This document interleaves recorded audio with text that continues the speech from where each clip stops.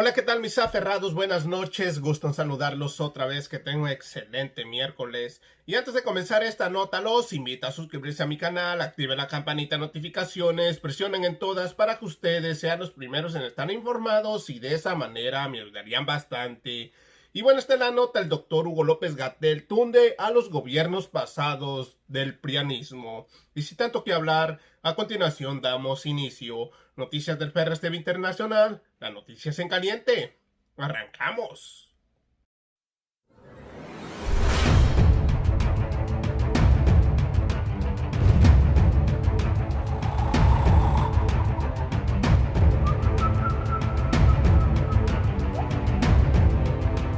Así es, mis aferrados a un México mejor. Hoy estamos a 23 de septiembre del año 2020 y aquí estamos nuevamente con otra nota más. Bienvenidos a su canal. Y bueno, el subsecretario de Salud del gobierno del presidente Andrés Manuel López Obrador dice que el sistema de salud no creció lo suficiente durante muchos años, o sea, en los gobiernos del PRIAN. Y bueno, amigos, no creció en especialistas, entre otras cosas muy importantes. Y sin tanto que hablar, a continuación les presento el video. Acompáñenme. Destacar una serie de mensajes que me gustaría decir. La cancelación no tiene la menor importancia, simplemente a veces hay eventos en los que uno puede participar y otros en que no se logra. Pero efectivamente ha sido un privilegio compartir ideas con AMANC. AMANC es la Asociación Mexicana de Ayuda a Niños con Cáncer. Es una de las asociaciones civiles filantrópicas sin fines de lucro, posiblemente más antiguas, dedicada a este tema. La señora Guadalupe Alejandre, que es su presidenta y fundadora, me parece una persona muy destacada, muy noble en la labor que ha realizado por muchos años, y tenemos una excelente relación de, digamos, de intercambio de ideas, casi diría de amistad. Quiero destacar el trabajo que ha hecho AMANC a lo largo de todos estos años y el interés que siempre tiene en asegurar que las distintas políticas públicas sean favorables a el desarrollo de capacidades institucionales para garantizar la atención de las niñas y niños con cáncer. Uno de los proyectos que AMANC impulsó en una administración reciente fue el desarrollo de un registro único de cáncer en niños y niñas, y esto es de extraordinaria importancia porque al tener mecanismos de información, por un lado transparentes pero también integrados, se puede tener una mayor eficiencia en la procuración de atención en este aspecto. En México existen capacidades institucionales, hospitales, personas especialistas, pero menos de las que necesitamos tener. Esto es parte de las deficiencias estructurales que tiene el Sistema Nacional de Salud, a las que nos hemos referido extensamente, y por eso quiero enfatizar los retos que todavía tenemos en México para lograr una capacidad de cobertura universal, gratuita, en la atención de cáncer. No es solamente garantizar los medicamentos, eso ha sido un reto muy importante, como lo hemos destacado a lo largo de muchos meses. La enorme concentración del mercado farmacéutico de los medicamentos oncológicos. En México existía, para fines prácticos, un monopolio de los productos farmacéuticos de quimioterapia, y en un momento dado tener monopolios, es decir, una enorme concentración del mercado en pocas compañías, en este caso literalmente una sola, y pone en grave riesgo la sustentabilidad, la sostenibilidad de la procuración de insumos, en este caso los medicamentos. Importantemente, también a nivel mundial existen estas concentraciones de mercado. Los países prácticamente generadores de los insumos para la fabricación de medicamentos contra el cáncer son prácticamente dos, India y China, y en un momento dado, cuando se afecta la capacidad productiva de estos dos grandes centros globales, se trastorna toda la capacidad de tener medicamentos. Es decir, hay muchos laboratorios farmacéuticos internacionales que fabrican medicamentos contra el cáncer, pero las sustancias activas, los principios activos, los fabrican básicamente dos compañías, una en China y una en India. Habíamos comentado hace muchos meses cómo, independientemente del COVID, fue antes del COVID, la productora principal, que está en China, tuvo alteraciones en su capacidad productiva, tenían que ver con temas de manufactura, y tuvo que cerrar temporalmente durante 2 meses, casi un año y medio, afectando a todo el mercado mundial de medicamentos contra el cáncer. Entonces destacamos aquí eso, la insuficiencia en la capacidad instalada que el Sistema Nacional de Salud de México ha tenido, no solamente para este tema, para muchísimos otros, a lo largo de casi 4 décadas, en donde el Sistema Nacional de Salud no creció en la cantidad de personas especialistas, en infraestructura, en equipamiento, etcétera, etcétera. En su momento se pretendía que el Seguro Popular, que ya no existe, fuera un mecanismo de financiamiento que ayudara a estimular el desarrollo de capacidades mediante el sector privado, pero tampoco se logró esta ampliación de capacidades y tenemos una grave insuficiencia. Y el tema de los medicamentos, que me interesa comentarlo, ya lo hemos comentado en varias otras ocasiones, ha sido todo un reto el garantizar la disponibilidad de medicamentos en un mercado mexicano concentrado en una compañía, y a nivel mundial tenemos también una enorme concentración, no es literalmente monopolio, pero es un oligopolio, hay muy pocos productores. A lo largo del año, el INSABI, el Instituto de Salud para el Bienestar, quien concentra la compra pública de medicamentos, ha estado haciendo esfuerzos denodados por encontrar proveedores, y se ha conseguido un poco aquí, un poco allá, en Argentina, en otros países, y se ha logrado más o menos suplir, pero con importantes retos para lograr la continuidad de suplir estos medicamentos. Pero termino diciendo esta parte, admiro el trabajo que hace AMAM, por supuesto que en cualquier momento, si me vuelven a invitar, participaremos en distintos foros de discusión.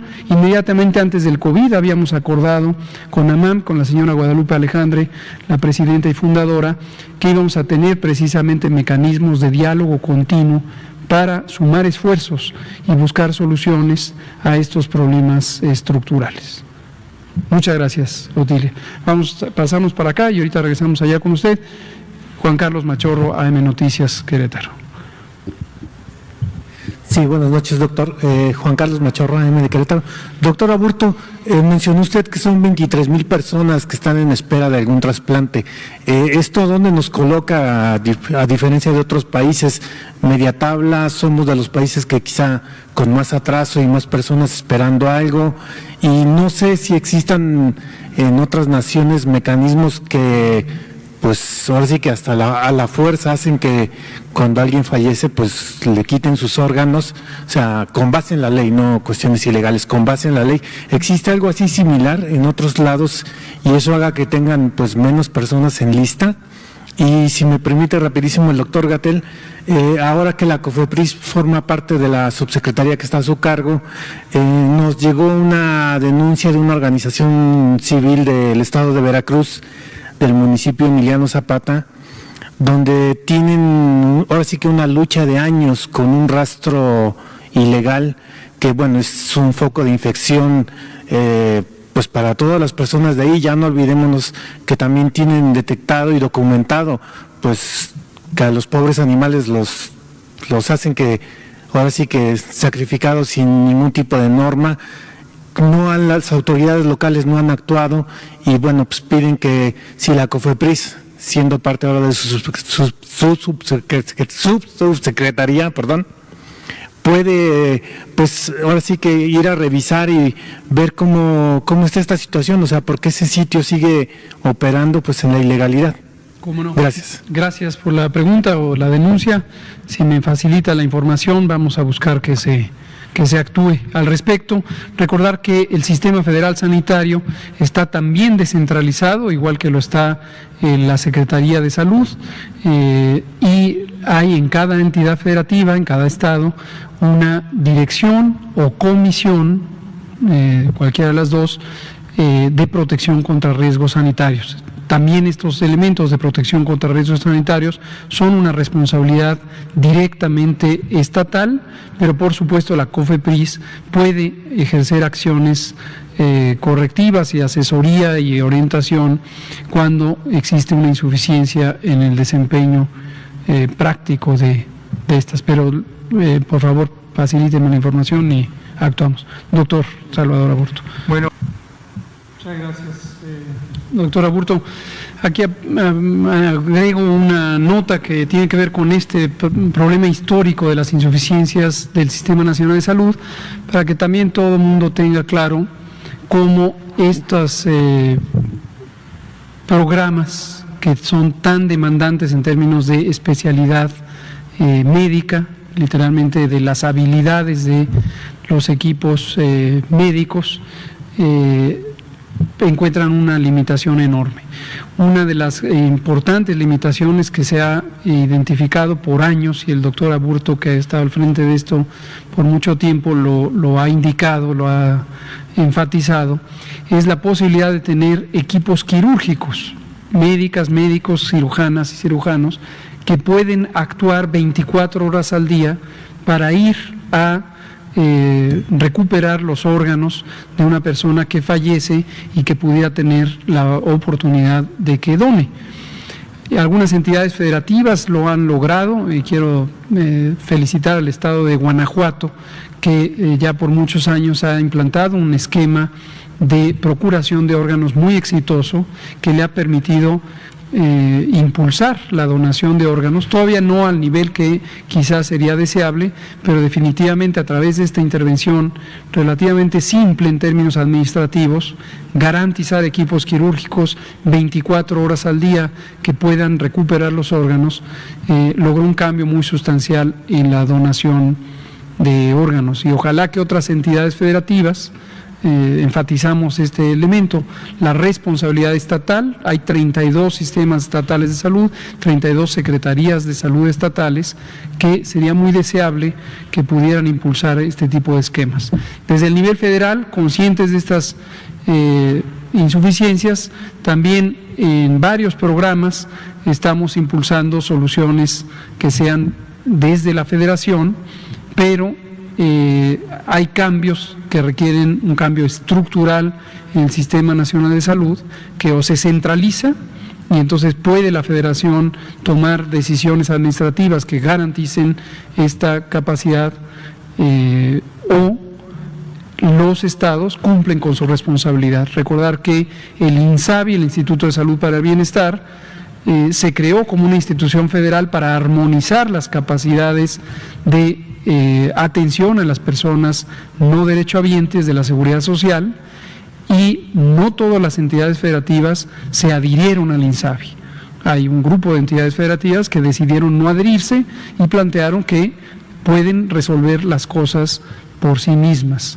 Entonces, cualquiera de los dos esquemas, quienes se adhirieron y van a funcionar armónicamente en este sentido con el desarrollo desde la federación, ese es un esquema. Quien no se adhirió, pues esperamos que logre invertir y desarrollar capacidades en este y muchos otros temas. Gracias. ¿Y su segunda pregunta era? Regreso a clases. Sí, la suspensión temporal del sistema, de la actividad en el Sistema Educativo Nacional, fue una decisión colegiada tomada por el Consejo Nacional Educativo, CONAEDU. Esta es un organismo en la que se compone de las 32 personas titulares de las Secretarías de Salud estatales, o 31, y la persona titular de la Autoridad Educativa de la Ciudad de México. Y lo preside ex oficio el secretario de Educación Pública, en este caso el maestro Moctezuma Barragán, Este organismo es el que tomó la decisión colegiada de suspender esto el pasado 14 de marzo y la Secretaría de Educación Pública, desde luego es la rectora del Sistema Nacional Educativo y ha estado en continua comunicación con las secretarías de salud estatales para ir programando los momentos en donde se pudiera abrir la actividad educativa. Justamente hace una semana tuvimos una reunión con 16 entidades federativas, que son las que se estaban con la mayor probabilidad de encontrar ya pronto un semáforo verde, no solamente Chiapas y Campeche, hay otras que en posibles semanas posteriores, pero próximas, podrían alcanzar el semáforo verde. Y lo que ha hecho el maestro Moctezuma es acompañando todo este proceso de guía, pero las actividades finalmente también tienen que ser consensuadas con la autoridad educativa estatal. Es análogo a lo que ocurre en la salud. Recuerden que hemos dicho una y muchísimas veces, me refiero ahorita a salud, los gobiernos de los estados son autoridades sanitarias en los estados. Y de manera análoga, los gobiernos de los estados son autoridades educativas en los estados. Y esto se va dialogando para encontrar el mejor momento, dadas las condiciones sanitarias, en este caso de la pandemia COVID, en las entidades federativas, y se planea conjuntamente con las entidades. Muchas gracias, Raquel. Por favor, Ángel. Buenas noches, subsecretario Gatell. Buenas noches, Salvador. Doctora Lomía, buenas noches. Un par de preguntas. Ahorita, como vimos, va en descenso. Las tasas de contagios son a menos del 1%. Hay pocas defunciones, pero se traslada el problema ahora y más bien es una bendición o una buena toma de decisiones que hay más gente recuperada. Sin embargo, estas personas van a requerir de, no sé, neumólogos y todo eso. ¿Hay algún plan, presupuesto para estas personas que se recuperan? Esa es una. Y la otra es, se acerca el Buen Fin y en estos momentos, aunque ya hay mucha tecnología, se van a hacer muchas compras por internet, seguramente va a haber espacios públicos cerrados, abiertos, en los cuales va a haber aglutinación de personas. ¿Hay algún plan ahí para, en coordinación con las otras secretarías, para hacer un trabajo de prevención? Nos comentó la secretaria antier, lunes, la secretaria de Economía, que están en coordinación con ustedes junto con el procurador Ricardo. Y nos dicen que alargaron el periodo, que esa es una buena medida. ¿Algo que le quiera comunicar a la población de medidas adicionales, doctor? Muchas gracias, buenas noches. Muchas gracias. De ambas cosas hemos hablado muchas veces sobre, vamos parte por parte, sobre la recuperación y la rehabilitación pulmonar de las personas que han quedado con un daño permanente o semipermanente de larga duración causado por el COVID. Como ya señalaba el doctor Aburto, y lo hemos comentado muchas veces, COVID es una enfermedad causada por un virus que daña directamente el tejido pulmonar, lo destruye literalmente por microtrombosis, por inflamación, por degradación del tejido, y la recuperación física de la anatomía, la histología pulmonares se logra, pero con un tiempo largo de recuperación del tejido pulmonar, y en muchas ocasiones no se logra del todo porque se pasa de un proceso de inflamación a un proceso de cicatrización y se reemplaza el tejido pulmonar por cicatrices, por tejido fibroso que ya sea reemplaza al tejido dañado o restringe la elasticidad del tejido pulmonar. Es indispensable que el tejido pulmonar mantenga elasticidad para poder realizar la función que cumplen los pulmones, oxigenar la sangre. En México no existen más que 2 programas, uno público y otro filantrópico de rehabilitación pulmonar especializada. El público está a cargo del INER, el Instituto Nacional de Enfermedades Respiratorias, y el filantrópico a cargo de la Fundación Teletón.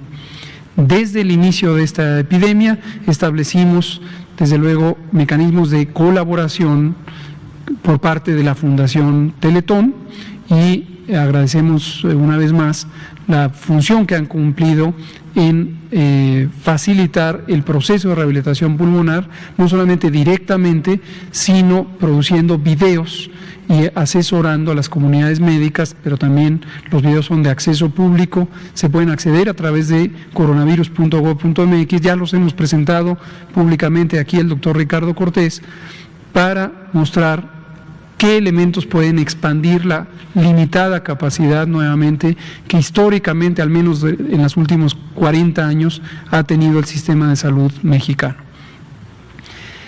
Y respecto a la coordinación, por supuesto que hay un plan. Desde que empezó la epidemia se estableció un grupo de trabajo conjunto con múltiples secretarías de Estado para los aspectos económicos.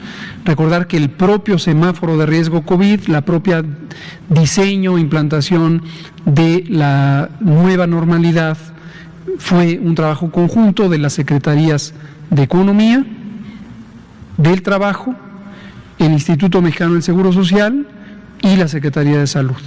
Y hemos diseñado todos los distintos instrumentos, incluido el propio semáforo, las actividades que derivan del semáforo, la definición de las actividades esenciales con el conjunto de estas 4 entidades, 3 secretarías y el Instituto Mexicano del Seguro Social. ¿Qué podemos recomendar respecto a actividades especiales de promoción del consumo, como es el Buen Fin?